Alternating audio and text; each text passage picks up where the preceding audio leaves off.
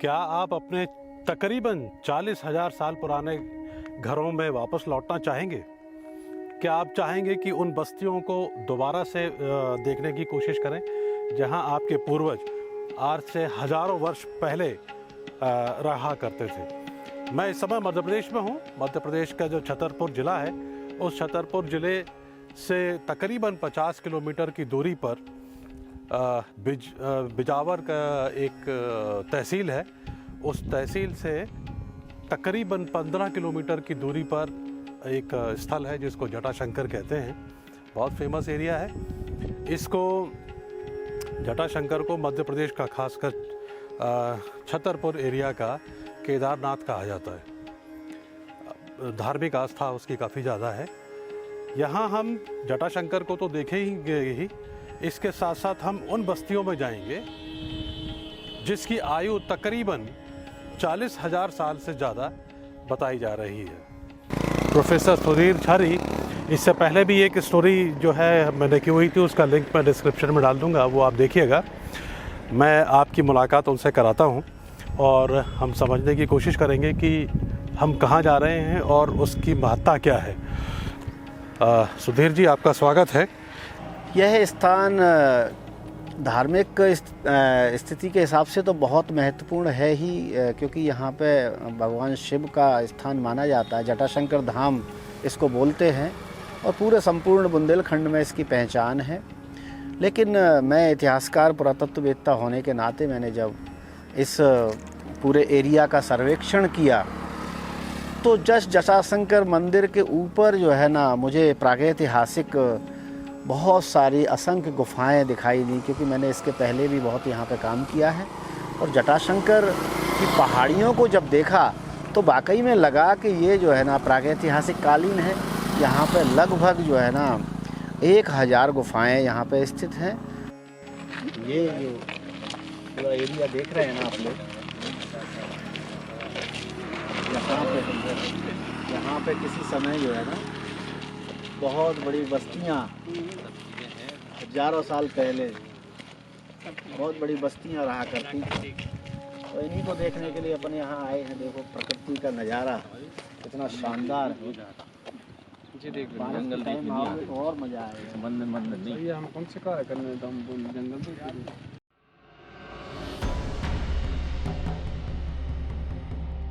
ये हम यहाँ के शेल्टर्स के पहले शेल्टर्स में आ चुके हैं।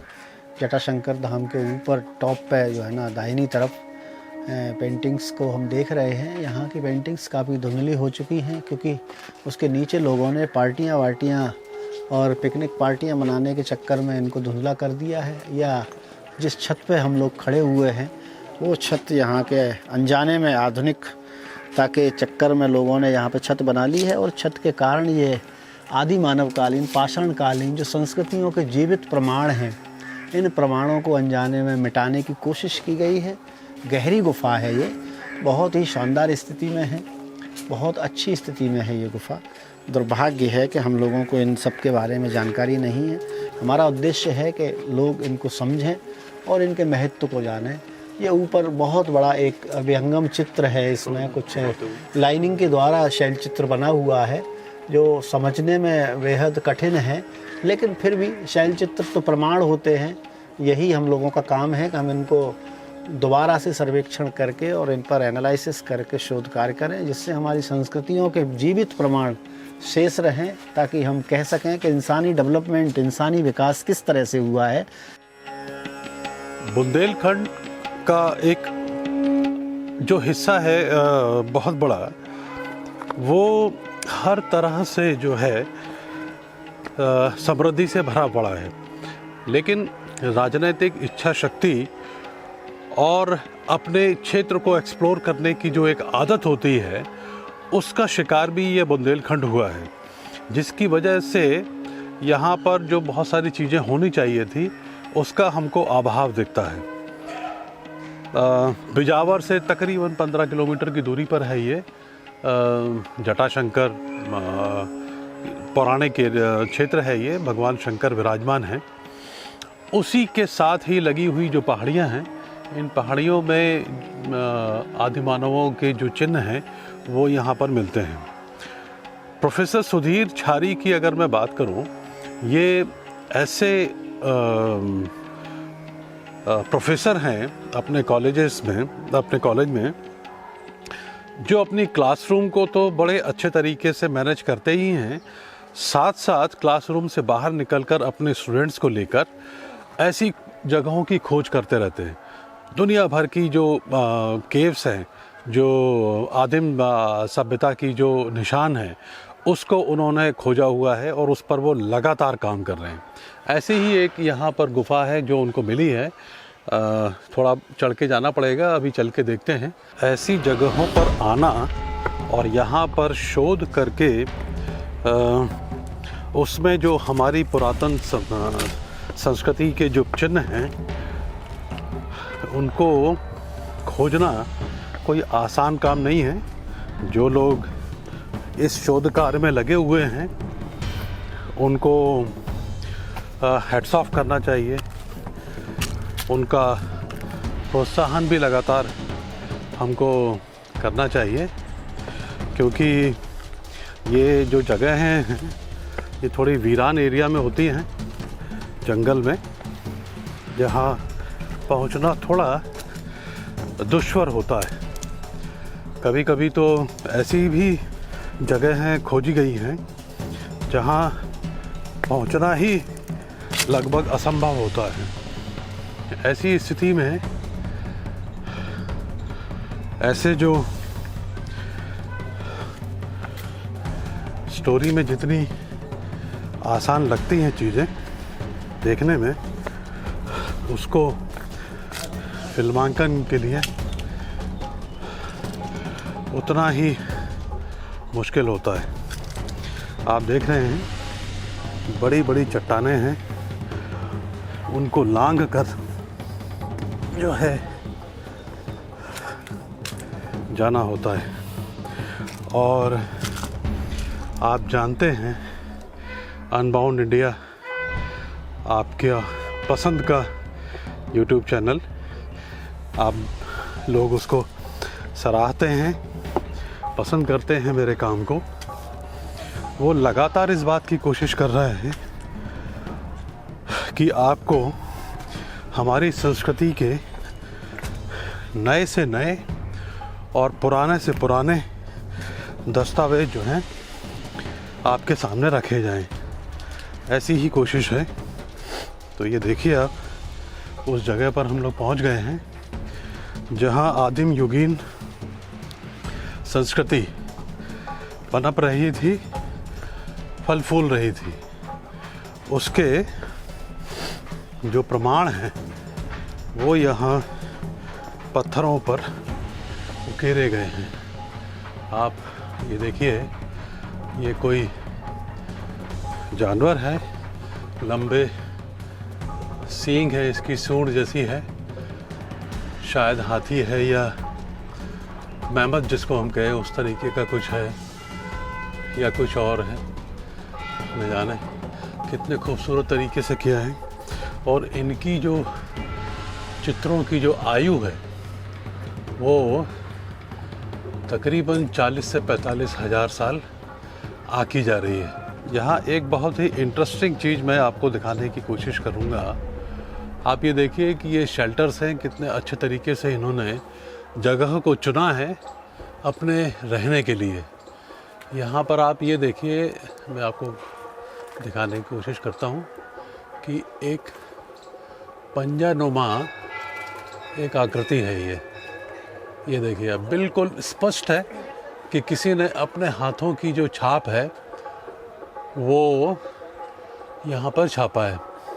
और देखने में अगर आप देखेंगे तो ये सीधे हाथ का लग रहा है।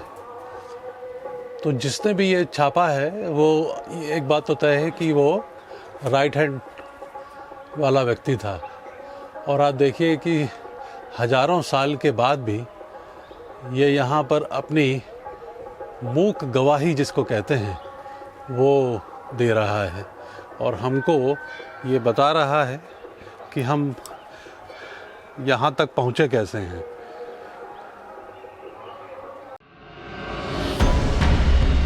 देखिए, एक बहुत ही महत्वपूर्ण चित्र मुझे दिखाई दिया है यहाँ पे। यह चित्र अभी तक समझ में नहीं आया है। गहरे लाल रंग से बना हुआ है और बहुत ही गहरा है और अति प्राचीनतम है ये। लेकिन इसकी खासियत ये है, इसका रहस्य ये है कि ये किसी जानवर का चित्र है नहीं, कोई मानवीय आकृति है नहीं, लेकिन कोई ऐसा कन खजूरा जैसा कोई जानवर है जिसके चारों मतलब दोनों साइड में बहुत सारे पैर हैं, ऐसे फ्लैगिंग लाइन में पैर हैं और चारों कोनों में कुछ जो है ना कोणात्मक आकृतियाँ बनी हुई हैं जो ज्यामितिक आकृतियाँ कहलाती हैं। हो सकता है आध्यात्म का प्रतीक हो, जैसे हम लोग कह रहे हैं कि हो सकता है किसी अदृश्य शक्तियों के पंजे हो, जिसको हम लोग मान सकते हैं कि कोई बाहरी दुनिया की हो सकती हैं या कुछ ऐसा आध्यात्म से जुड़ा भी विषय हो सकता है। हाँ, मैं एक बात और कहना चाहूँगा। यहाँ के जो आदि मानव है पाषाणकालीन, वो चित्रकार या पेंटर तो थे नहीं। वो जो कुछ भी देखते थे, जो कुछ महसूस करते थे अपने इर्द गिर्द अपने वातावरण में, उसी चीज़ को वो चित्रित करने की कोशिश करते थे और अपनी साइन लैंग्वेज में वो बात करते थे। ये हम सब का दायित्व है, या हम सब जो आज एनालिसिस कर रहे हैं, विश्लेषण कर रहे हैं, और हम किस विश्लेषण तक पहुंच सकते हैं, ये बड़ा शोध का विषय है। ये हमारी सभ्यता के जीवित प्रमाण हैं। हम अपनी सभ्यता पर गर्व क्यों ना करें। लेकिन कुछ लोग जो है ना यहाँ पर पिकनिक और पार्टियाँ मनाने आते हैं और इन चित्रों के ऊपर जो है ना अपने नाम वगैरह खोद के चले जाते हैं। जैसा कि हम ये देख रहे हैं, इस चित्र में जो है ना किसी ने अपना नाम लिखा हुआ है। हम ये बताना चाहते हैं कि ये बहुत महत्वपूर्ण हमारी संस्कृति के जीवित प्रमाण हैं, इनको बिल्कुल नष्ट ना करें। ये हमारे मानवीय सभ्यताओं के विकास की बहुत महत्वपूर्ण कड़ियाँ हैं। हमारी सबका दायित्व है कि इन जो है ना इन प्रमाणों को जीवित रखें, बचा के रखें। देखिए, यहाँ पे ये जो शैल चित्र हैं ये ज़्यादा फ्रेश आपको दिखाई देंगे। ये फ्रेश, और इसके बगल में ही आप नीचे देखेंगे ये थोड़े से ज़्यादा फेड हैं या डार्क हैं। इनके कलर्स जो है ना डिफरेंट हैं। इसका कारण ये है कि ये यहाँ पे कई पीढ़ियों ने जो है ना यहाँ पे अपना काम किया है। ये पीढ़ियाँ अपनी याददाश्त को ताज़ा करने के लिए, अपनी मेमोरी को शेप करने के लिए ये चित्र बनाया करती थी पाषाणकालीन मानव। तो यहीं पे आप ऐसे पैटर्न देखेंगे कि कई पीढ़ियों ने बहुत लगातार कई वर्षों, हजारों वर्षों तक, इसलिए इस काल के ये चित्र हैं क्योंकि आज से लगभग 40-45 हज़ार साल पुराने हैं ये चित्र। यहीं पर पास में देखेंगे ये बहुत ज़्यादा पुराना दिख रहा है, इसके कलर और सेट से पता चलता है। देखिए, ये एक यहाँ पे मैं एक अद्भुत जो है ना चित्र बताता हूँ। इन गुफाओं में, इन शेल्टर्स में बहुत ही महत्वपूर्ण है। ये एक पूरा का पूरा एक पैनल है जो हिरणों का जो है ना, जो चीतल हिरण होते हैं छोटे वाले, जिनके कान जो है ना 2 सींग होते हैं, वो पूरा कतारबद्ध 1 2 3 4 5 6 7 8 9 10 11 12 अनगिनत पूरी एक लाइन सीरीज में श्रृंखलाबद्ध ये हिरणों को चित्रित किया गया है। इसका मतलब ये है कि ये जो है ना किस तरह से इन्होंने इसको कंपोज क्यों किया है, कतारबद्ध मतलब हिरणों का। इनके अंदर हो सकता है कि एस्थेटिक सौंदर्य सेंस आया हो, क्योंकि हिरण लगभग एक लाइन में ही चलते हैं और बड़े खूबसूरत दिखाई देते हैं। चलिए, इस अनुसंधान सर्वेक्षण के पश्चात हम हमारे वरिष्ठ जो है ना पुरातत्ववेत्ता नारायण व्यास सर से हम इन शैलचित्रों के बारे में, इनकी प्राचीनता के बारे में, इनके महत्व के बारे में और विश्व के सामने इनको कैसे रखा जाए, उनसे हम इनकी समझ के बारे में जानकारी लेना चाहेंगे। सुधीर जी, आपने जो यहाँ शैलचित्र बताए हैं बहुत अच्छी श्रेणी के हैं और बहुत अच्छी, मैं कहना चाहिए, बनाए हुए हैं, जो पीढ़ी दर पीढ़ी यहाँ लोगों को देखने को मिलते हैं और सब जगह जाके देखेंगे।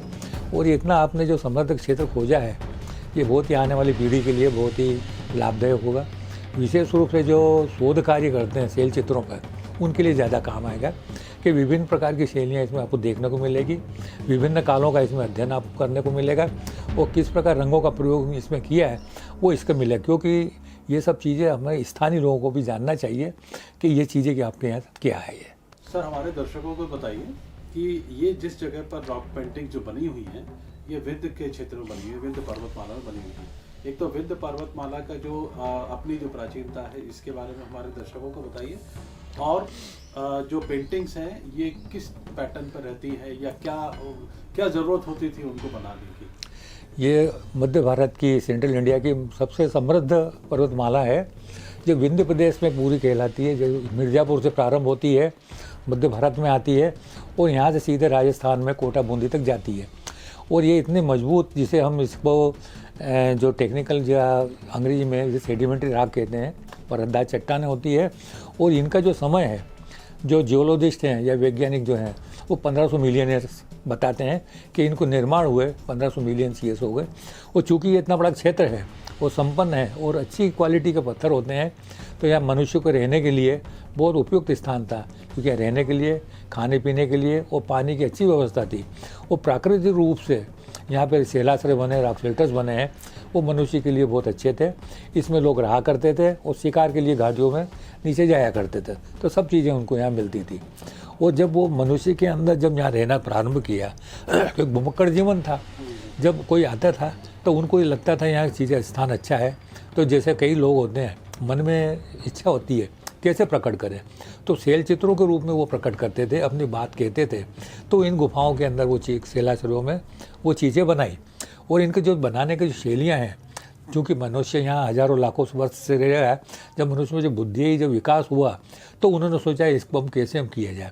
तो पाषाण युग का जो अंतिम समय आता है, जिसे हम मध्याश्म युग भी कहते हैं या उत्तर पाषाण काल भी कहते हैं, उस समय यहाँ चित्र बनने प्रारंभ होते हैं, जिसमें जानवरों के भी चित्र होते हैं, उनके शिकार के भी होते हैं।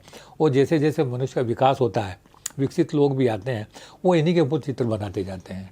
जैसे प्रारंभ में जानवरों का शिकार है, जानवर है, नृत्य है। उसके बाद में जैसे विकास होता है, इतिहास युग आता है, तो उसमें युद्ध है, घुड़सवार है, ढाल तलवार से लिए लोग हैं, ऐसे कई चीज़ें अपने को देखने को मिलेगी। और बनाने के लिए इन्होंने कई प्रकार के रंगों का प्रयोग किया है, जिसमें मुख्य रूप से सफ़ेद भी होता है, लाल भी होता है और कहीं कहीं हरा रंग भी मिलता है। ये सब प्राकृतिक रंग ही होते हैं जो यहाँ बनाए जाते हैं। लाल रंग जो होता है वो गेरू का बनते हैं, और जो गहरे लाल रंग के जो पेंटिंग बनाते हैं वो हेमेटाइट स्टोन जो मुरम का होता है उससे बनाए जाते थे। और सफ़ेद रंग के जो चित्र हैं वो खड़िया मिट्टी से बनाए जाते थे, और जो मन की जो भावना होती है वो व्यक्त करते हैं। व्यास सर, हमारे दर्शकों को एक बात बहुत जाननी है और आप से जानना चाहेंगे कि बुंदेलखंड का इतिहास अगर हम बात करें तो क्या हम ये कह सकते हैं कि बुंदेलखंड का इतिहास भी पाषाणकालीन हो सकता है, पहली बात। और यहाँ रहने वाले जो लोग हैं वो अपनी दैनिक दिनचर्या को करने के लिए जो औजारों का इस्तेमाल करते थे, किस तरीके के औजार होते हैं?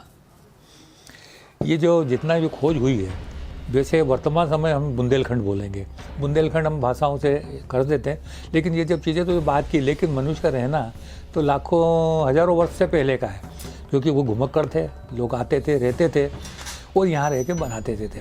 वैसे हम लाखों वर्ष पुराना कहना चाहिए। बुंदेलखंड में छतरपुर भी आता, सागर भी आता, पन्ना भी आता है, और ये इतना समृद्ध क्षेत्र है जहाँ शैल चित्र मिलते हैं। और अंदर हम उनके जो क्रियाकलापों के चित्र हमें देखने को मिलते हैं, अलग अलग युगों के जैसे उनमें देखने मिलते हैं। इससे बुंदेलखंड के पहले से ही मिलते हैं। बुंदेलखंड तो है अपने हिसाब से, भाषा के हिसाब से बना, लेकिन ये चीज़ें पहले से ही बनी आ रही है। और चूँकि आदि मानव यहाँ रहा करता था, लाखों वर्ष पहले थे, तो कई प्रकार के प्रयोग टूल्स वगैरह करते थे अपने में, जिसमें पत्थर के हथियार होते थे, कुल्हाड़ियाँ होती थी, भाले होते थे। उसके बाद ये सैंडस्टोन जो लोकल होता है अच्छी क्वालिटी का, उसके टूल्स बनाते थे। लेकिन बाद में जब उनको समझ में आई कि भारी पड़ते हैं पत्थर ले जाना, तो उन्हें छोटे छोटे जब माइक्रोलिथ या छोटे लघु अश्मों उपकरण जो वहीं रंग बिरंगे पत्थर मिलते हैं, जिसमें चर्ट है, जास्पर है, इस तरह के वहाँ मिलते हैं। जैसे मैं बताना चाहता हूँ, जब प्रारंभिक समय में जब मनुष्य रहा करता था, तो जैसे ये मैं आपको टूल्स बताना चाहता हूँ इस तरह के। ये जैसे एक हैंड एक्स जैसी होती है, जिसे भाले के रूप में प्रयोग में लिया जाता है। क्योंकि ये टूल्स वहाँ उस क्षेत्र के नहीं है, ये इधर के क्षेत्र के हैं। यदि हम उसके खोज करेंगे तो हमें इस प्रकार के टूल्स वहाँ अवश्य मिलेंगे, जो एक शस्त्रों के इतिहास को पे प्रकाश डालेंगे कि यहाँ शस्त्र किस प्रकार के प्रयोग उस समय से किए जा रहे हैं। देखिए, हम इन गुफाओं में बैठे हुए हैं। ये बहुत गहरी और बहुत लंबे विस्तारित गुफा है। ये आदि मानव द्वारा जो यहाँ पे शैल चित्र बनाए गए हैं, उनके अलावा यहाँ मुझे बहुत सारे औजार और टूल्स प्राप्त हुए हैं। उन टूल्स में से मैं आपका ध्यान आकर्षित करना चाहूँगा। ये टूल्स देखिए, इसके अंदर जो है ना ये गड्ढा है, ये नेचुरल नहीं है। ये इंसान आग जलाने के उपयोग में इसमें लकड़ी डाल के और उसको घुमाता था बहुत फास्ट, तो उसमें बांस की लकड़ी से आग जलती थी। इसके अलावा इसका एक और टूटा हुआ हिस्सा है, ये टूट चुका है, ये भी उसी आग जलाने के काम आता था। इस तरह से बहुत सारे टूल्स ऐसे हैं हैं जो बहुत ही शार्प और बहुत तेज़ हम देखना चाहेंगे। मैं आपको दिखाना चाहूँगा ये कितना शार्प है, बहुत ही। ये खाल निकालने के लिए या जानवर के मांस को काटने में काम आता था। बहुत ही शार्प टूल्स हैं। हम एक एक टूल्स को मैं दिखा सकता हूँ आपको, मैं दर्शकों को, कि यहाँ पे ये पूरे टूल्स औजार या बिखरे पड़े हुए हैं। ध्यान आकर्षित कराने के लिए मैं और आपको टूल्स दिखाऊंगा, जैसा कि ये वाला टूल्स है। देखिए ये अपने टाइम में कितना शार्प पैना होगा कि जानवर को जो है ना एक बार में ही घायल या उसको ख़त्म कर देता होगा, शिकार का जो है ना अंत कर देता होगा।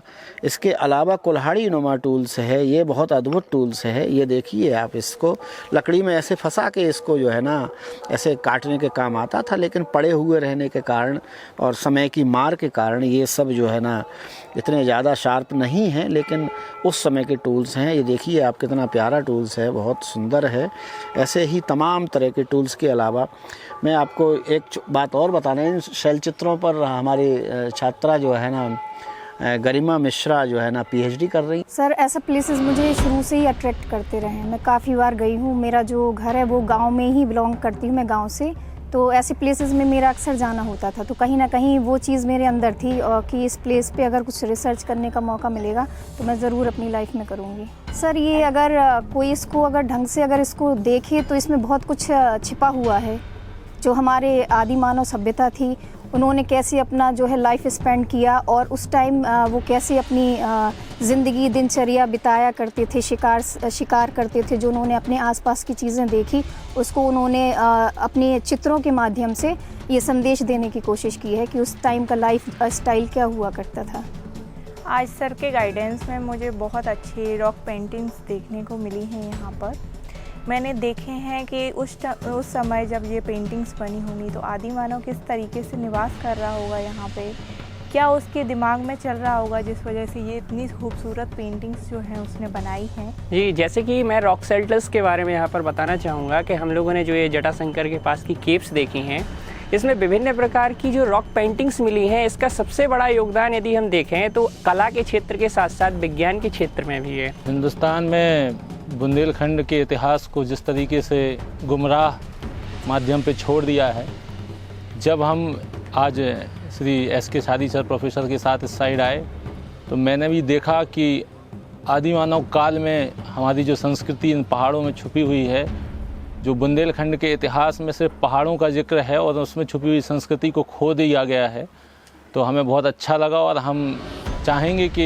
बुंदेलखंड को इस संस्कृति को भी महत्व दिया जाए। बुंदेलखंड का इतिहास माना जाता है कि ये पुराना है, लेकिन मेरे हिसाब से अति प्राचीन की श्रेणी में आना चाहिए। सामान्य तौर पे कहा जाता है और सभी को पता है कि बुंदेलखंड का मुख्य पर्वतमाला है विंध्याचल पर्वत, और ये भी पता है कि विंध्याचल पर्वत हिमालय के से भी प्राचीन है और दुनिया के बहुत पर्वतों से भी प्राचीन है। तो इससे बात सिद्ध होती है कि जब पर्वत है तो निश्चित रूप से मानव रहा होगा। अब मानव उस समय सैकड़ों गुफाओं में, हजारों गुफाओं में है। अभी हमारे बहुत सारे पुरातत्ववेत्ता प्रयास कर रहे हैं खोजने का, और आगे भी सतत प्रक्रिया चलेगी तो इसकी प्राचीनता की बहुत परतें खुलेंगी। और हम संभवतः एक हमारा ऐसा अनुमान है कि हम अभी 70-80 हजार वर्षों की प्राचीनता पहुँचे हैं, और आगे इस पर अगर प्रयास किए रहेंगे हमारे पुरातत्व विद्वान तो हो सकता है कि हम इस निष्कर्ष पे भी पहुँचे कि 3 लाख साल, 4 लाख साल, 5 लाख साल पहले भी यहाँ मानव गुफाओं में रहता होगा। इन गुफाओं में, जिन गुफाओं की अभी हम बात कर रहे हैं जटाशंकर की, यहाँ की या किसी और गुफाओं में जो शैल चित्र होते हैं उसमें बहुत सारी आकृतियाँ ऐसी लगती हैं मनुष्यों की हैं, लेकिन है नहीं या होगी नहीं। कई जानवर भी ऐसे हैं जो कि अभी भी जैसे दिखते हैं, हिरण है, बारहसिंगा है या भैंसा टाइप का है, लेकिन कुछ जानवर ऐसे हैं कि जो पृथ्वी पर नहीं पाए जाते हैं। उनको चित्रों को देख कैसा लगता है? नहीं, वो क्षेत्र में नहीं पाए जाते हैं। हाँ, उस क्षेत्र में नहीं पाए जाते। तो क्या ये ऐसा तो नहीं है कि कोई परग्रही को कोई देखते हो? ये जितने भी हम लोग शैल चित्र देखते हैं, यहाँ देख रहे हैं, आसपास क्षेत्र में देख रहे हैं, इनका हम लोगों ने इनका विभाजन किया है, इनका वर्गीकरण किया है, जिसमें प्रारंभिक रूप से शिकार के दृश्य होते हैं, जानवरों के होते हैं, व्यक्ति एक दूसरे हाथ डाले हुए हाथ में नृत्य कर रहे हैं, घुड़सवार हैं, सेनाएं हैं, फूल पत्तियाँ हैं, डिज़ाइंस है, ऐसे कई तरह का हमने वहाँ क्लासिफिकेशन किया है जिससे हम इसको अंतर कर सकते हैं किसी काल में क्या बना। लेकिन इसके साथ ही कुछ हम लोगों को ऐसे देखने में कुछ फिगर्स, आकृतियाँ ऐसी लगते हैं जैसे कोई परिग्रही, जैसे वर्तमान समय में इतना लोग कहते हैं कि एलियंस यहाँ आए हैं। यदि किसी भी कुछ चित्र ऐसे मिलते भी हैं, हो सकता आए हों, किसी व्यक्ति ने पुराने समय में उसको देखा होगा एलियंस को, तो उसने यदि चित्रकार है तो उसको कल्पना आई होगी तो उसने उसको उतार दिया होगा। लेकिन ये भी एक शोध का विषय है, क्योंकि एक नया विषय है, इसमें खोज होना या शोध होना बहुत आवश्यक है। तो कई इसमें पुरातत्ववेत्ता कहते हैं कि एलियंस के चित्र हैं। जैसे कुछ लोग कहते भी हैं कि रायसेन ज़िले में कुछ एलियंस के चित्र मिले हैं, सांची के आसपास मिले हैं या मृगेंद्र नाथ के मिले, कई ऐसे स्थान बताते हैं। लेकिन जब लोग इतना जब कहेंगे तो इसे शोध किए जाना बहुत ही आवश्यक है। यदि ऐसी हो जाती है तो एक हमारी धारणा निश्चित हो जाएगी कि परग्रही लोग या बाहर की जो आकृतियाँ, बाहर के लोग हैं, वो यहाँ पे निश्चित आए होंगे। जटाशंकर जहाँ विराजमान है वहीं उन्हीं पहाड़ियों में ये शैलचित्र भी मिलते हैं, जो कि हमारी आदिम सभ्यता के प्रारंभिक चिन्हों में से एक है ना, जहाँ से हमारा इतिहास शुरू होता है। तो क्या हम लोगों को ये बता सकते हैं कि जब ऐसी जगहों पर जाएं तो जो हमारे आदिम क्या कहते चिन्ह हैं, जो गुफाएं हैं, वहां भी जाएं और थोड़ा सा समय दें वहां पर और समझने की कोशिश करें, नई पीढ़ी को समझाने की कोशिश करें? ऐसा है, हम लोगों के जो क्षेत्र है कहीं आप जाके देखें तो शैल चित्र तो मिलते ही हैं, और उसके साथ साथ कुछ ऐसे स्थान है लोग जाते हैं, दर्शन करने जाते हैं, पिकनिक के लिए कई जाते हैं, पर वो जाते ज़रूर हैं लेकिन उनको ये आइडिया नहीं है कि इस क्षेत्र में अन्य और चीज़ें भी हैं।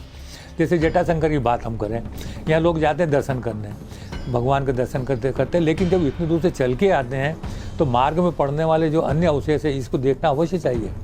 जैसे यहाँ आते हैं शैलाश्रय हैं, शैल चित्र हैं, लोगों को पता नहीं है, लेकिन जब लोग जान जाएंगे कि क्षेत्र में शैल चित्र भी देखने हैं तो निश्चित ही वो जटाशंकर मंदिर के दर्शन करेंगे भगवान के, और वापसी में लौटते समय, आते जाते समय वो शैल चित्र भी अवश्य देखेंगे। तो इसका प्रचार होना बहुत आवश्यक है।